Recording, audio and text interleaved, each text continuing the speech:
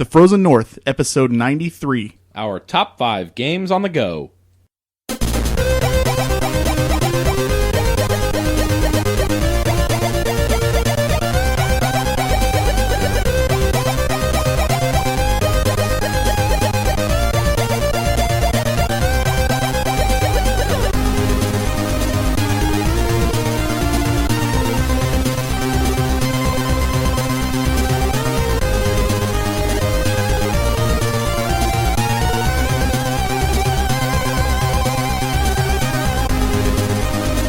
What's up, everybody? Welcome to the Frozen North Gaming Podcast. My name is JJ, and I'm here with my one friend. That makes it sound even more pathetic. Brian. We're losing friends left and right. Not that you're a pathetic friend. Just I said I had one friend. It's okay. I'm a pathetic friend. It's okay. We can just throw it out there in the webs. All right, Brian, what's going on, man? Not a whole lot. I'm actually sitting in Mark's chair today. It feels different. We kind of had to switch it up a little bit because the soundboard thingy needs to be on the other side now because I got two monitors. I'm going to post a picture of what it looks like now on Twitter, and you can see that I can clearly not see either one of their seats where I'm sitting now. So I'm kind of talking blind. Well, Brian is too. Yeah. We got two massive curved monitors here. They're very sleek. Oh, man. They're gorgeous. Two 27-inch beautiful screens. Mark was going to join us today, but unfortunately he's a little bit under the weather, so I gave him the day off, and Brian and I are going to rock it out. But we do have a top 5 list later on, and Mark did supply us with his top 5. So what else are we going to do other than to not only ridicule it as per usual, but I think Brian and I might take turns trying to imitate Mark's voice. This is perfect. So, because why not? Yeah, this is going to be great. So, Brian, what have you been playing? I have been playing Overwatch and World of Warcraft. Oh, there it is. I was convinced that I was done with that game. I hadn't ever since I've been playing that since 2005. I have always had the pull to play, but I've always fought it off. And then this was the first break that I ever had where I really had no desire to play it. But then I started looking at Legion, the new expansion coming out, and Blizzard has been pumping out some of the best lore for a pre-expansion that I've ever seen. I mean, they've had books before, but now they've got like an audio drama, a bunch of like new comics and Harbinger series, which is like a moving comic on YouTube. And I don't know what it is, but it just I read some of the stuff. I was like, you know what, I'll see what's up, and just if it looks like it's same old expansion, I'll probably not be interested. But it actually seems like they're putting a lot of chips forward in this expansion rather than the lead up to Draenor, which still was a decent lead up, but nothing. It doesn't feel like this.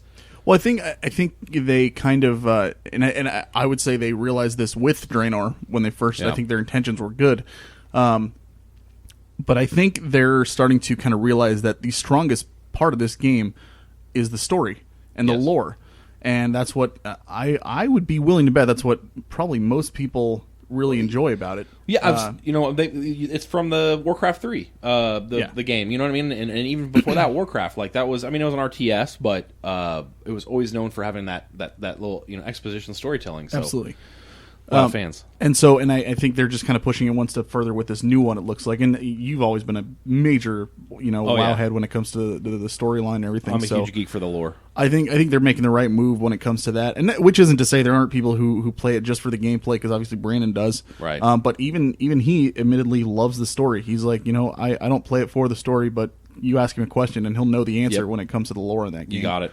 So it's it's cool to be excited to. You know what? I'm honestly, as many times as I've quit and come back, I'm okay with doing that because I always like coming back and kind of seeing how things have changed and all this stuff, even if it is only for a few months, which I'm sure I'm going to play it for a few months.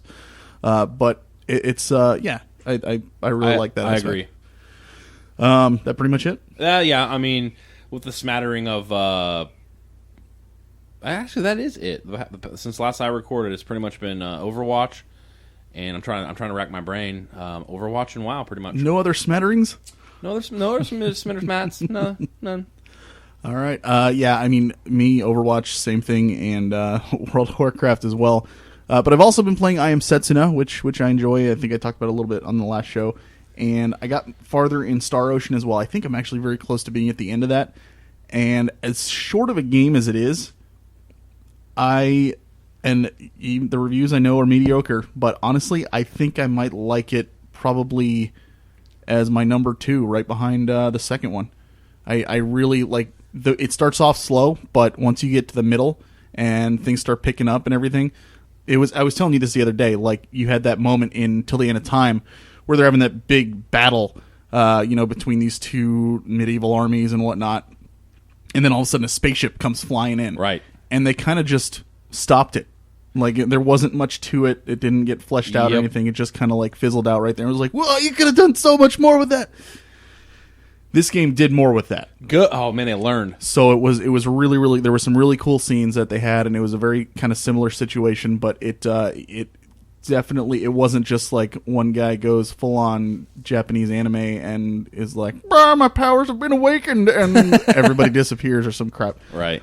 Which, admittedly, I do like. I'm not gonna lie, but I mean, I really like the way they took it in this game, and maybe I'll do a short review on it at some point. But I'm enjoying it. Yeah, let us send us an email. Let us know what you're playing, what you're doing. We haven't had a side quest in a while. I'd like to get a side quest submitted or something like that, something to discuss and everything. Shoot us an email over at frozennorthpodcast@gmail.com. Send us a submission for a side quest. Just let us know what's on your mind, what you've been playing, and whatnot. Our website is fngaming.net. Our Facebook is facebook.com/thefrozennorth. Our Twitter is @FNPodcast. Our blog is frozennorthpodcast.blogspot.com. Our YouTube is Frozen North Gaming, where you'll get to hear the episodes a day early. I usually upload those on Sundays instead of Mondays. I apologize for last episode. It was a day late on the iTunes side because, there's no excuse for it. I forgot. And honestly, because we were just talking about it was because of World of Warcraft. I was playing it, and I was like, oh man, that's a really fun game. I'm really glad I got back into it. Can't wait for the expansion. I'm going to bed now. And the next day I woke up and I was like, dang it. So, and we're on iTunes, as I just mentioned, so please subscribe to and rate us on there. We would appreciate it. Just tell us what you think about the show. All right, what do we got for news? All right, so let's talk about some of the news that has happened in the last couple of weeks. One big one, at least in my life, it's just want to preface, this is a rumor only, but a pretty big rumor as a lot of news sites are picking this up. But Blizzard might be working on a StarCraft HD, so they might be trying to remaster the original StarCraft. Not a lot of details on this. I want to know because if anybody doesn't know, if anybody's not a PC gamer, playing StarCraft on a modern machine is actually pretty difficult nowadays. It's a bit of an older, like Warcraft 3 is not as old, but playing StarCraft on a modern machine is a challenge. You have to find some software to make sure it runs correctly, especially with Windows 10 now. So I think Blizzard is seeing that as a time. And by the way, it's still very popular in Korea. So I am wondering if they're just going to add a few things, a few features, and then just take it 1.1 and make it better for modern day machines, or if they're actually going to give it new sprites and skins or put it in the StarCraft 2 format. I don't know. It's very vague at this point, but that's a sweet rumor. Yeah, I saw that. And then another not-so-sweet rumor, well, it's not a rumor, it's official. No Man's Sky is now delayed 3 days on PC. Feels like that game's riding the struggle bus a little bit. As soon as you said No Man's Sky, I was like, what? No, it's next week. Right. On PS4 users should not worry, just until the 9th. Just cross your fingers until the 9th. Yep. But I guess they're still trying to iron out some things on the PC version, which is the one I wanted to play on. So they need 3 extra days? Yeah, this game's so shrouded in mystery that I don't even know why. I mean, they kind of make a statement that there's a few things that they're trying to work on. Yeah.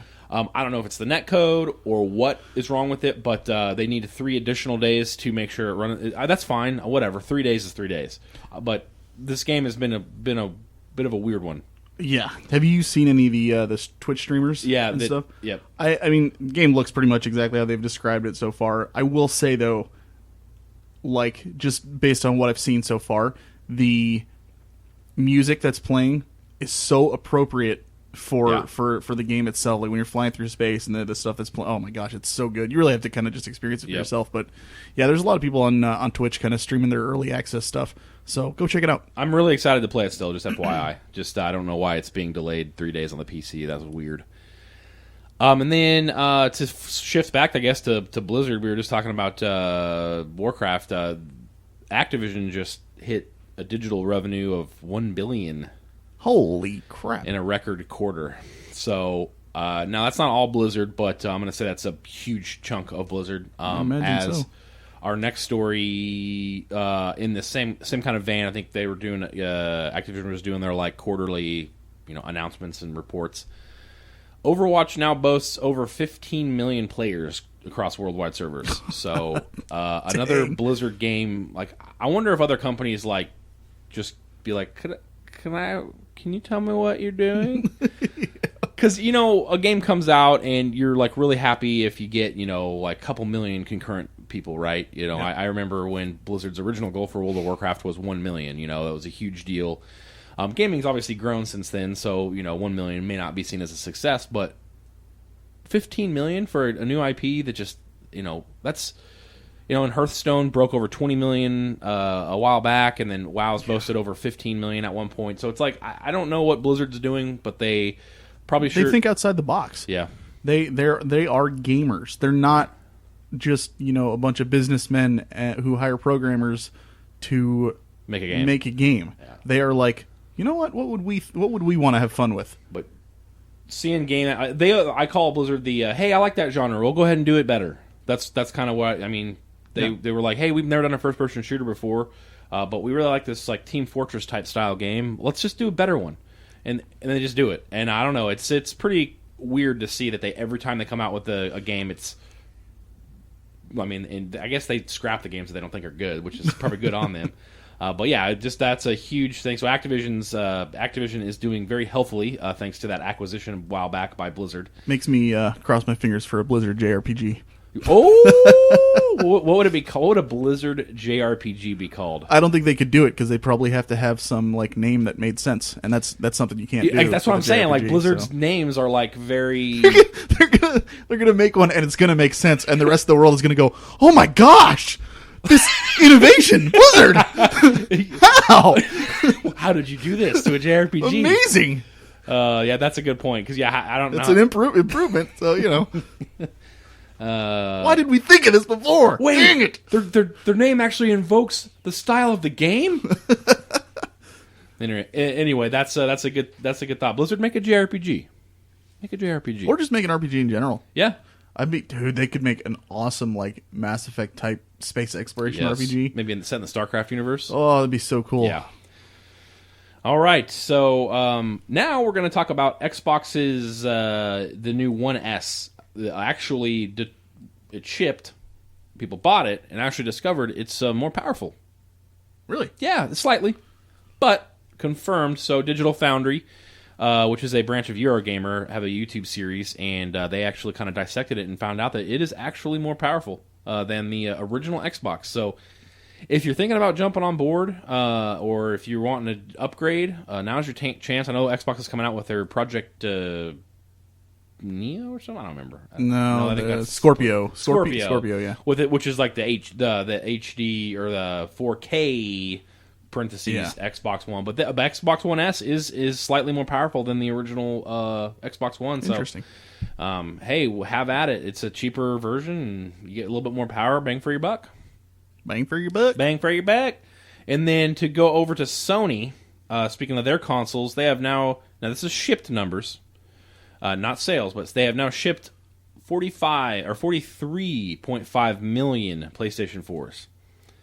God. So that train is still very healthily chugging right along. I don't know the numbers of the other two, but I'm sure it's not even close to that, to be honest with you. So good on Sony. I'll be interested to see what the actual sales are. Yeah, I would be too. If they're shipping that many, it's got to be at least.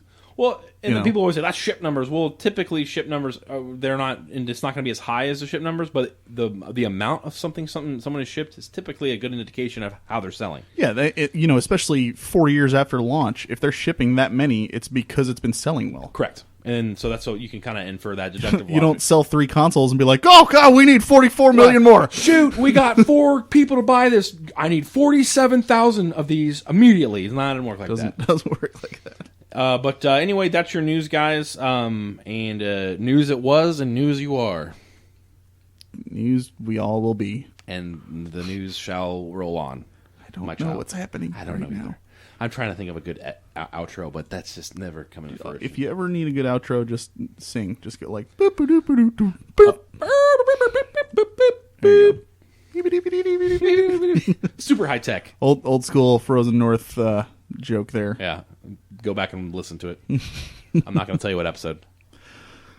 All right, games on the go, man. Games on the go. OTG. So, I was trying to think back, and I was trying to come up with a top 5 list for this episode, because I know we hadn't done one in a few. And I'm sitting here, and I'm like, should we do 3DS? But I don't think Mark has played that many 3DS games. Then I was like, well, maybe we should do PSP. I was like, well, I don't think Mark's played too many PSP games. Maybe we should do Game Boy. I don't think Mark's played too many Game Boy games. I was like, oh, what if we combine them all? And then I was like, what do we do? Just all portable and mobile gaming, you know, all together. And then I'm sitting here, I'm like, we had to have done that before. Right. And I looked, and I couldn't find, you know, granted, if we have, I apologize. But like, dude, this is episode 93, and I could not tell you every single top 5. I don't ever remember talking about. I had to go look. I don't ever remember talking about these games. So. I don't think we have. I'm almost positive we haven't done anything on portable. So I was like, shoot, heck yeah, let's freaking do it. You got any honorable mentions? At a tertiary glance at our list, I can't really see any that I would put on honorable mentions that isn't already on the lists. Yeah. So Mark would have had Mark's number 1 as one of my honorable mentions, so I can't really really go anywhere. Yeah. I would, and I agree with that. I would put, personally, because I liked it, Dragon Ball Z Attack of the Saiyans. I haven't played that yet. That's that RPG style Dragon Ball Z game, which I had a blast with. Still super cheap. For the DS, right? I believe so. Yeah. Cool. Really, really fun game. So go check it out if you get the chance. And then Bravely Default, the first one. Yes, I liked it, but I also like how it kind of reinvigorated the turn-based job system JRPG genre that so many people had considered dead and gone. You know, and I think it kind of shows that, you know, it kind of does belong on a handheld at this point because it does work with being able to have those automatic battles in the palm of your hand. Because I grinded like crazy in that game while watching Netflix on the big screen.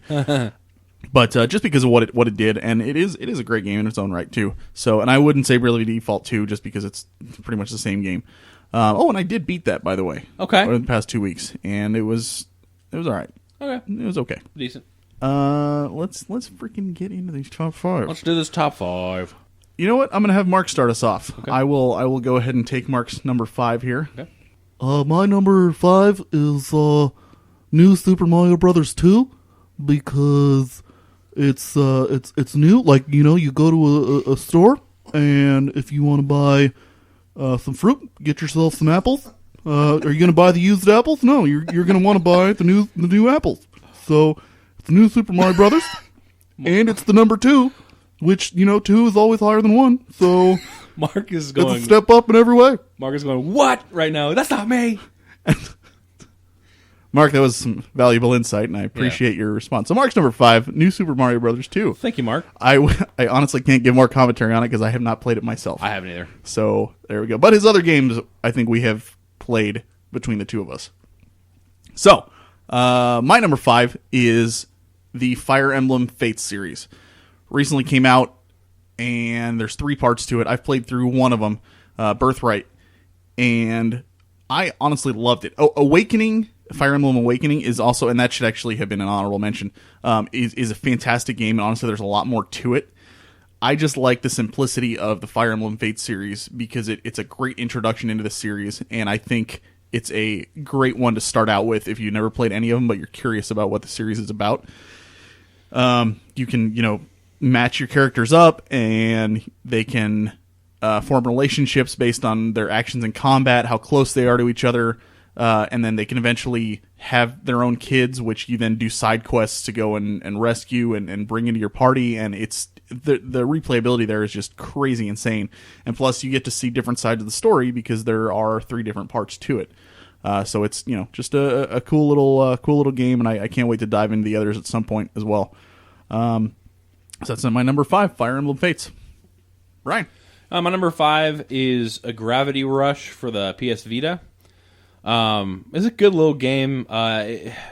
So in this game, you play as a lady who can shift her gravity. So imagine you're living on the world and you can make gravity form above you and fall. So it's basically a game where you're flying around by falling around. Mm-hmm. It's a really weird concept. I really liked the concept, but the game, the execution of the game was a little bit wonky, but the concept of the game was so strong that I really enjoyed it.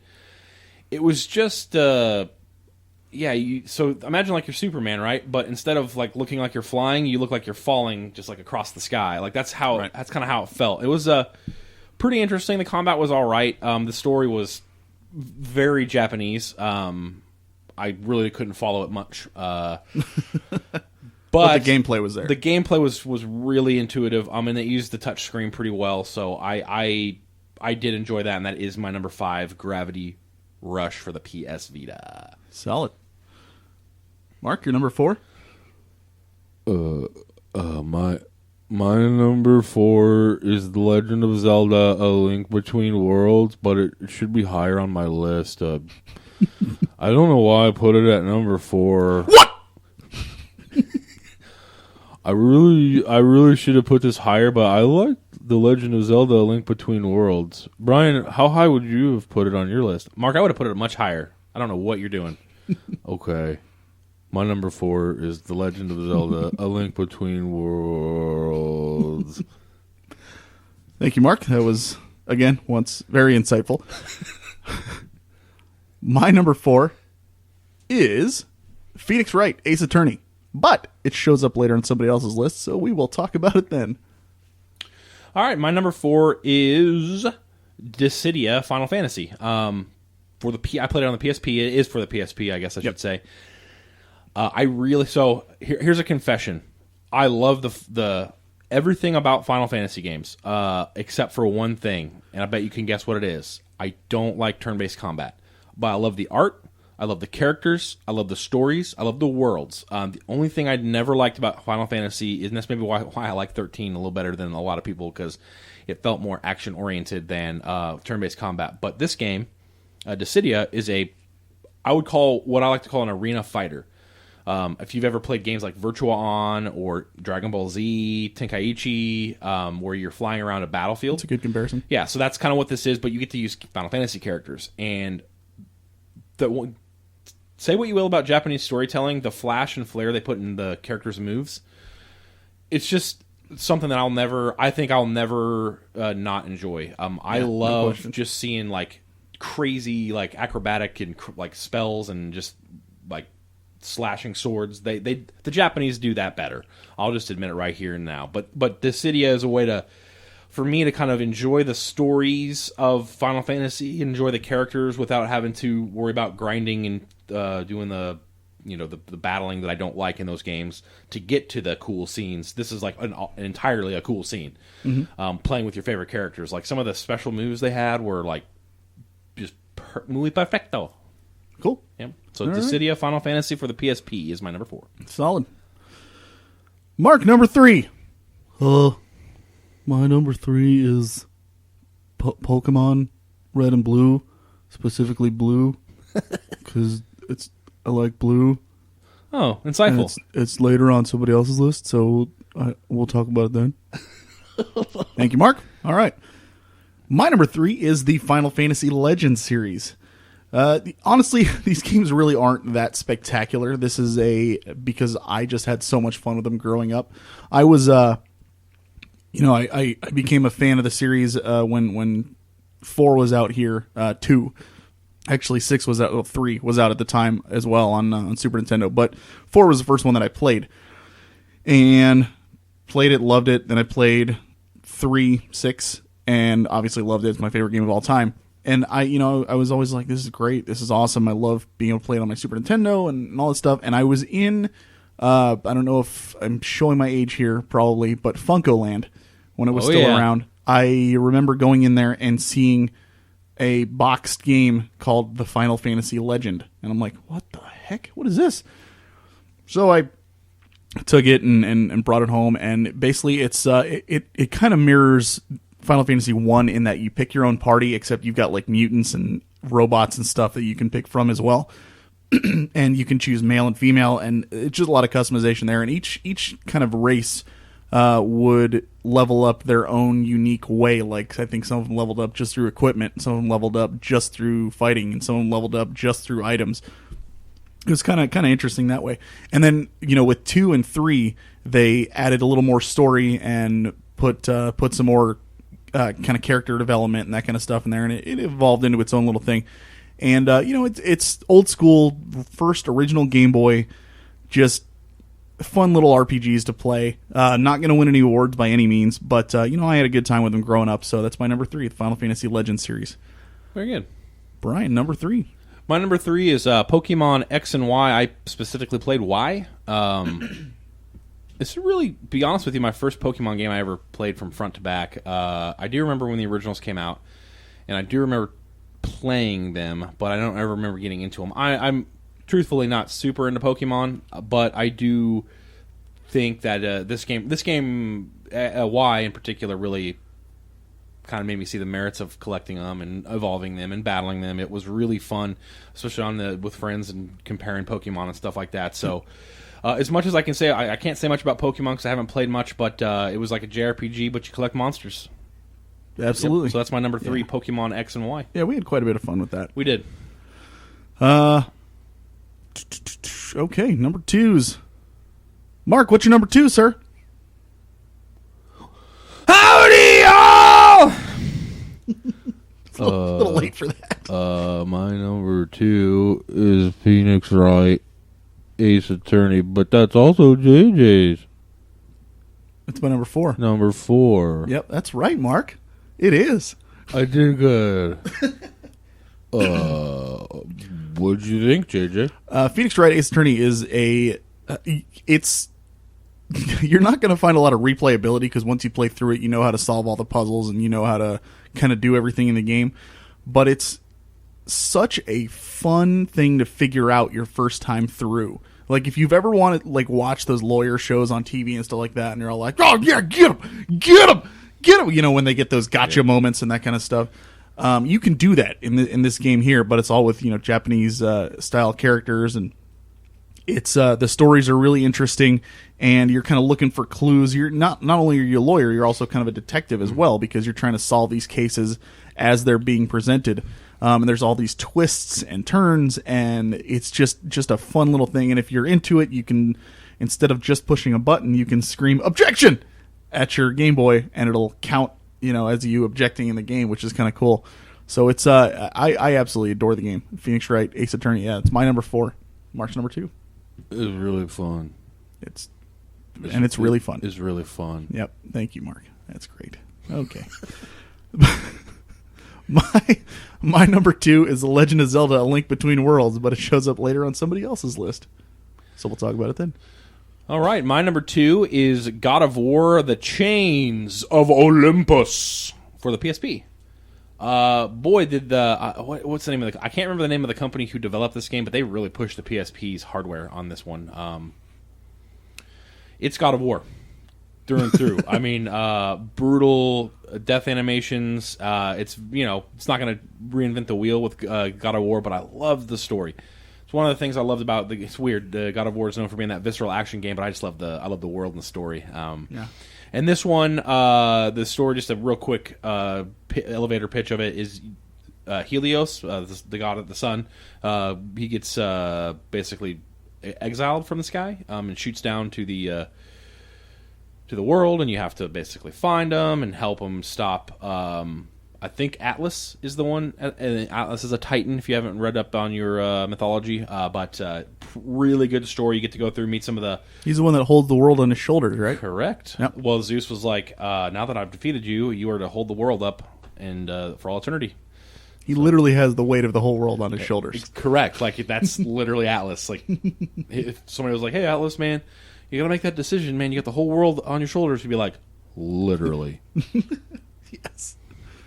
So Cool. yeah, God of War, The Chains of Olympus. That is my number a day. You excited for the new one? I am very much, Nice. and plus, as you know me, I'm Nordic descent, so I would love to explore Nordic. mythology. Nordica. Go to Nordica and mess with the Nords while they Nordic around. All right. Number ones. Mark, tell us about your number one, buddy. My number one is The Legend of Zelda: Link's Awakening. I like it because Link's awake, and if he was asleep, it wouldn't make for a very interesting game. Mark, you were very clever. I think we can all agree on that. Oh, those Mark jokes are flowing in today. Those I Mark can't jokes. even do it with a straight face. I've seen cutscenes in other Zelda games where Link was asleep, and it just wasn't very interesting. So that's why I like this one so much, and it's also fun. Also, this is Mark too. Well, this is still Mark. I want to just say that if I had to do this list over again, I would switch those Zelda games on my list. I'm sorry, guys. You sound more like Eeyore. I'm gonna play it up. I'm really sorry. Have you seen my tail? Have you seen? But yeah, it was really fun too. I mean, you've played this before, right? We all have, yeah. This really is a fantastic game. On this was regular first Game Boy, right? Or the Game Boy Color. I would have to look. Yeah. For some reason I think it's Game Boy Color, but I could be completely wrong. I'm not sure. Either way, I remember, I love the original old school Zelda style, and that's why A Link Between Worlds is on my list. That's why I like the one for Super Nintendo so much. I really, really like that old school top down. You're just going through the world, solving puzzles, and playing Zelda that way. And that's exactly what this is. And it was just a really, really fun blast of a game to play. Yeah. So cool. Agreed. That's Mark's number one. Good job, Legend Mark. of Zelda: Link's Awakening. Way to go, champ. Thank you, everybody. All right. My number one happens to be Pokemon Red and Blue, specifically Blue. However, I almost cheated and put the Pokemon series because I love it so much, but then I was like, I should probably narrow it down to pick at least one of them. Because honestly, I think X and Y is beyond a better game. Right. But I just spent so much time playing Blue as a kid. I mean, it's an OG. Yeah, right. And so it's just always going to have a great spot in my heart. And it's perfect for you can play this game on the go while you're sitting in the car. Somebody else is driving, and you're just grinding away, getting experience and whatnot. You can watch Netflix again while you're doing that. There's also a story there, so you can give it your full attention, and you can do that if you want to. The party composition that you can make up is pretty much endless. It's crazy to think of what you put together and what you can do. I loved going in there, finding out what the next gym battle was going to be, and then looking at what I've caught so far and being like, all right, I need to make a team, and then I need to train them, and then I'm going to go in and take this thing over. Boom. And I always thought that was just a really cool concept, and I can't wait for the new ones to come out as well. I am actually looking forward to it too. I do wish there was a way to the only problem, I want to go play all the old ones and lead up to the new one. I really like just a handheld game that's kind of mindless and fun that you don't have to think too much about, and that's Pokemon. I do wish, the only thing that's keeping me from doing that is I wish you could kind of carry over your Pokemon from game to game. Collect They've them. made that easier now. They did? Okay. Especially if you've got a 3D, you have a 3DS. I do. So I think they have the original Red and Blue and Yellow for digital download. Okay. And you can, the Pokemon Bank. Yes. It's like $5 a year. Okay. I think, but you can save your stuff from those digital games into your bank, and then you can access them from the other games as well. Whoa. Now, I don't know as far as like the Game Boy Advance ones and stuff like that, but I do know that with the later versions, there are some, maybe all of them, that you can actually get, like, transfer them up. I'm going to have to research that. And if that's the case, I'll probably play through all the old ones. Because there is a way to get them all. Because I've watched, we haven't talked about them in a while, but the Speed Gamers, the guys that do the charity video game marathons and stuff, they've done several times where they've done full Pokemon marathons, and they've caught them all and put them all on one cartridge, and then they basically like do a raffle at the end and give it away. So it's definitely possible. Doesn't each game take place in a different region? It does. Okay, it does. That's kind of why you're not the same character right. or anything like that, but you can definitely transfer. Like, and I think they made it to where like you've got the original ones that can transfer with the next step, and amazing. Then the next step can transfer with the next step. So like you can just keep kind of bumping them up. $5 a year or $5 a month? $5 a year for the bank. Yeah, it's nothing. I'm gonna pull that up when I get home. Actually, that's the only thing that's been barring me. I was like, because I was gonna fire up Y again. I was like, I'll buy that the new old ones like Omega Ruby. Yeah. And I was like, well, I really want to explore the older ones because they're they also were in a different region. It's brutal though. I will warn you. I totally understand the difference but that's the thing. Like what I would do in those is just I wouldn't worry so much about collecting. Yeah. As far as just getting through all the gyms and seeing the kind of the story play out. Definitely. And then move on to the next one. Then when I get to the newer ones, then I have a real strong bank of old Pokemon that I've gotten. Mm-hmm. I can then worry about that later on. So that was my biggest bar. But now that seems like it's lifted, I'm made it way very easier. excited. Absolutely. It's awesome. Yep. All right. So that's my number one, Pokemon. Very good. Red and Blue. Brian, number one? Okay, so my number one is actually your number two, and Mark's and my number four. Yeah, But I already admitted I wanted that higher on my list. Anyway, okay, so what's our favorite Zelda game of all time? Legend of Zelda: Link Between Worlds. Well, it's not. What's our favorite Zelda game? I mean, at least I can speak for me and you. The Super Nintendo one. Yeah, freaking A Link to the Past. Link to the Past. Yeah. Well, this is a direct sequel to that, in kind of the same style. Yep. So of course this one it's brilliant too. They did something that Nintendo is known for always trying to shake up the formula. Mm-hmm. They don't like formulaic, so they always like to add stuff. Much recently to their very bad decisions that they've made. I mean, they're not always going to be good, but they changed the formula up in A Link Between Worlds. That felt pretty good. So what they did, instead of having like a Metroidvania feel to it where you have to have this item to go to this place, you can go and literally go anywhere you want because you can go rent that item you need before you actually collected it. I thought that was kind of cool. How'd you feel about the style change? When I first heard about it, I was turned off. I was like, I don't rent items? Like, this sounds ridiculous. I just want to go to a dungeon, find what I need, know that it's going to help me get to the next one.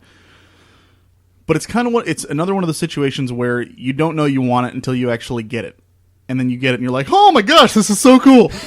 And then, it works. It works with the game. Am I saying that I want all future Zeldas to have that? Not necessarily, no. Because I still personally do like the original formula better, where you go through and you get something that you don't know what to do with at first, but you'll find a way to use it to help you move on to the next step.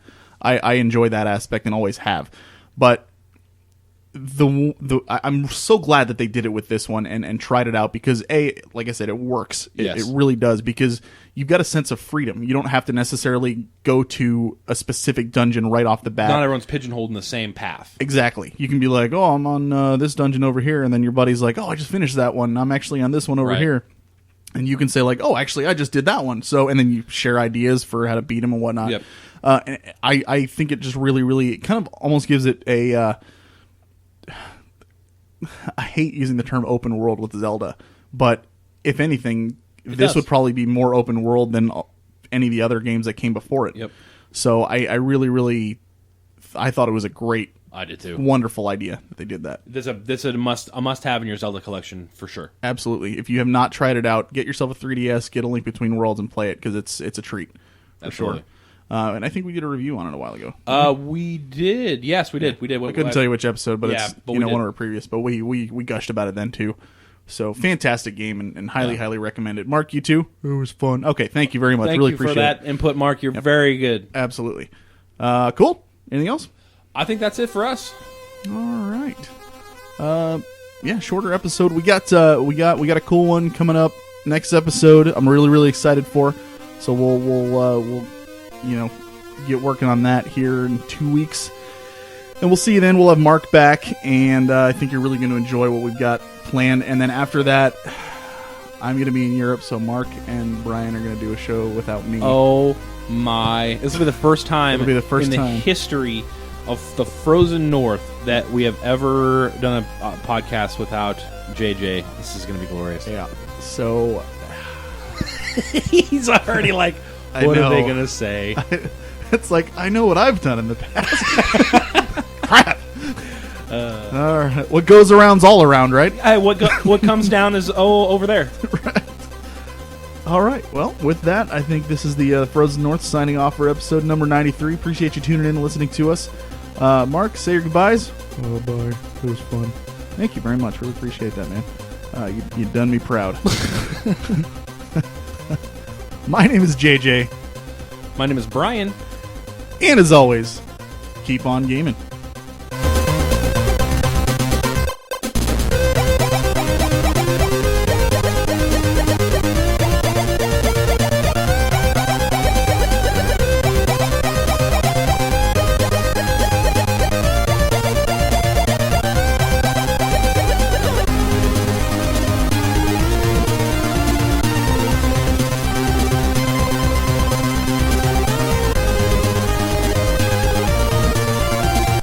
Our theme song was made available through the Creative Commons Attribution license by Ziphoid. The song title is Radical Fanfare.